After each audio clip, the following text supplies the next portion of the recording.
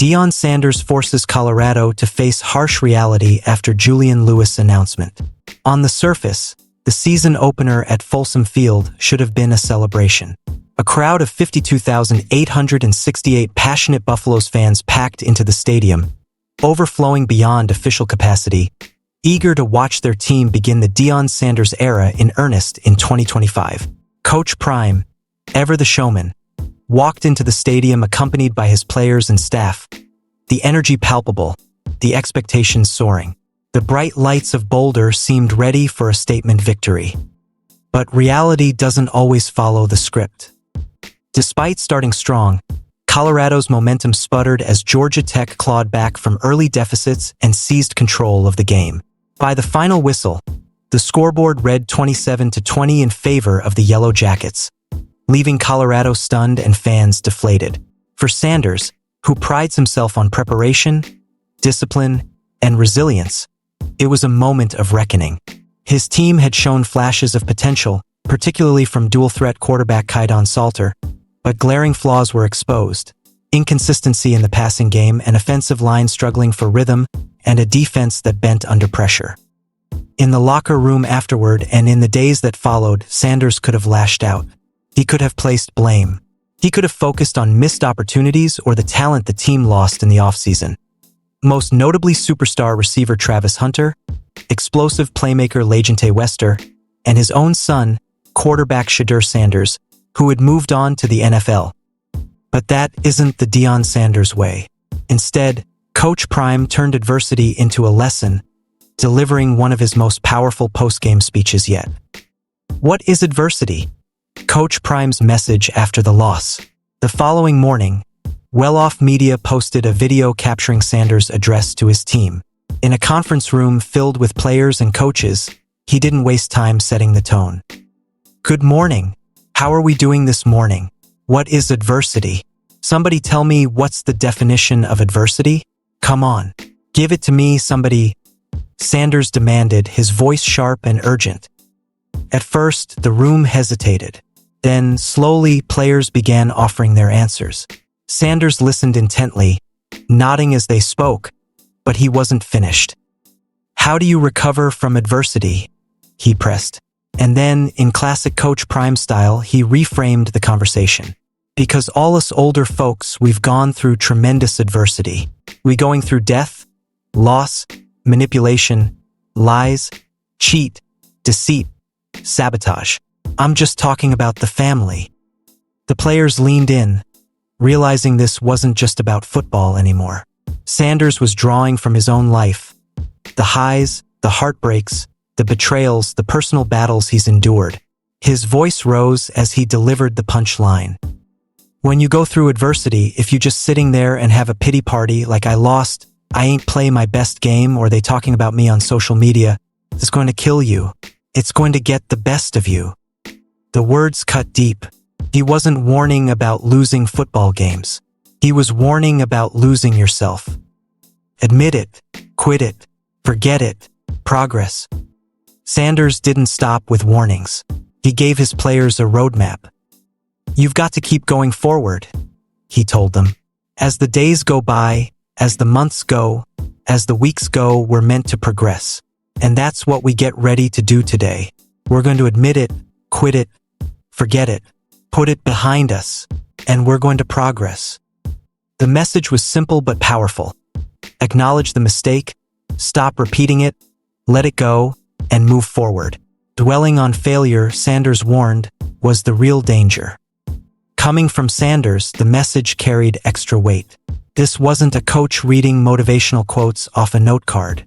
This was a man who had lived through public scrutiny, career-threatening injuries, financial pitfalls, and personal struggles, and always found a way to come out on top. The context: a team in transition. Part of the adversity Sanders spoke of wasn't just the loss to Georgia Tech, but the reality of his roster. This Colorado team is not the same one that captured national headlines a year ago. The offense lost its heartbeat with Shedeur Sanders' departure to the NFL. Travis Hunter, the do-everything superstar, is gone. Lejante Wester, another dynamic wideout, left as well. What remains is a group full of potential but light on proven playmakers. Kaidon Salter, the senior transfer quarterback from Liberty, was chosen to start Week 1. His numbers against Georgia Tech weren't disastrous: 17 completions on 28 attempts for 159 yards, no interceptions, plus 43 rushing yards and a touchdown. But the eye test told a different story.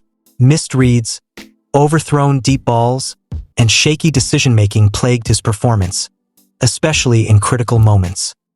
Salter's dual-threat abilities bring excitement, but consistency remains elusive. And in Sanders' system, inconsistency is a killer. That's where the name Julian Lewis enters the conversation. The Julian Lewis announcement, a glimpse of the future. During his post-game presser, Sanders was asked about freshman quarterback Julian "Juju" Lewis, one of the highest-profile recruits Colorado has landed in years. Without hesitation, Sanders confirmed the news Buffs fans had been waiting for. "Yeah, he's playing. He's playing this week for sure. I know when I'm going to see him. You just don't know when you're going to see him. I know when we're going to see him."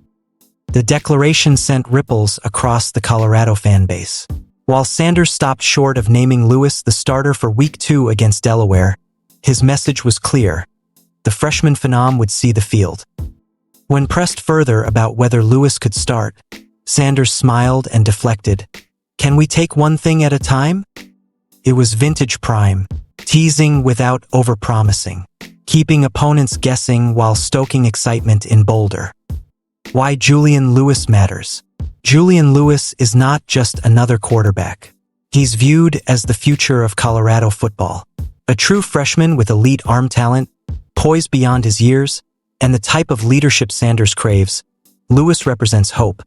A chance for the Buffs to build an offense that can compete in the Big 12 for years to come. Against Delaware, a group of 5 opponent with a defense far less imposing than Georgia Tech's, the timing seems perfect. Sanders himself acknowledged the importance of not rushing things but also not delaying too long.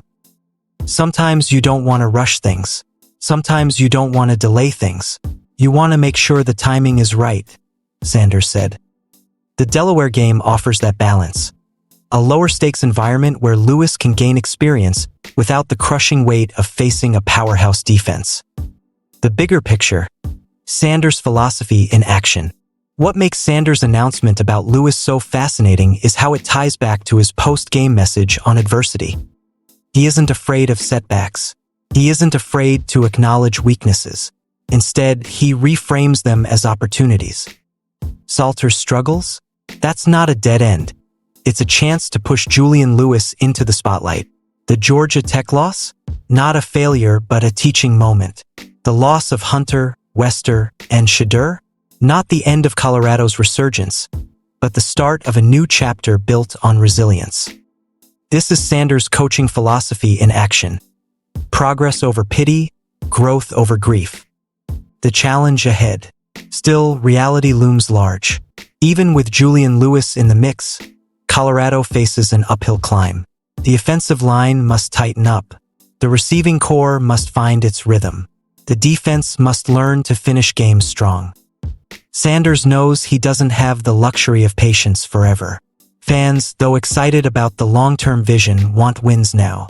The national media, which elevated Colorado to near-mythic status last year, will pounce on every stumble. And Sanders himself, never one to shy away from a spotlight, has raised expectations with every bold declaration. Conclusion: progress over pity. In the span of 1 week, Deion Sanders reminded everyone why he remains one of the most captivating figures in sports. He took a painful loss, reframed it as a life lesson, and set his team on a course of progression. He challenged his players to face adversity head-on, warning them that self-pity will kill you. And then he injected hope into the program by confirming Julian Lewis' impending debut. It's classic Coach Prime, a blend of hard truth, motivational fire, and tantalizing glimpses of the future. For Colorado, the season has already thrown its first punch. But Sanders has made his stance clear: his team won't stay down. They'll admit it, quit it, forget it, and progress. And when Julian Lewis takes the field for the first time, Buffalo's fans will see not just a quarterback, but the embodiment of Sanders' belief that adversity isn't the end, it's the beginning.